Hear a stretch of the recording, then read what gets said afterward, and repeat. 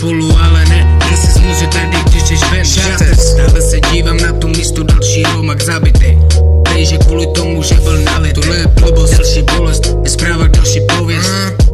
Nerozumím ničemu, tak můžem jenom doufat a zoufat, že to jednou skončí. Další rodina, co s bližním se loučí. Amen. Bože, prosím, ochraňuj ty nevinné duše, moje srdce v rytmu buše. Kde je pravda, nikdo neví. Zůstávej notazník a za chvíli tě střelí. Svítí nám také slunce, chceme jenom v klidu žít od života, nepřejeme si nic víc. Tohle to píšu za vás všechny, další kapitola se zlomeným srdcem. A já se musím ptát, proč tohle musím psát. Nemuselo se to vůbec stát. Špinavá hra, kterou my musíme hrát.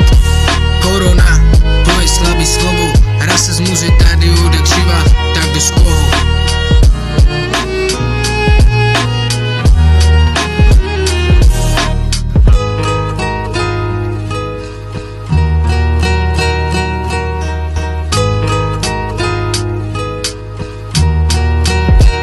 Že posloucháš, ale nezapomeň taky chápat.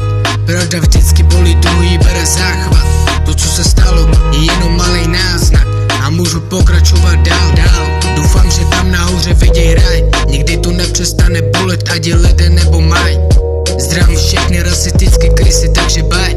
Věř, že tohle nebudou poslední slova, který píšu. Čekej, co se stane, rozepíšu ti knížku. Možná je to vládou, protože nedělá s tím nikdo nic. Možná je to táto, když říká svým dětem, běžte od nich pryč. Malí děti vědí, co znamená slovo cigoš. Co? Ano, děláte to vy. Kdybychom za to mohli mít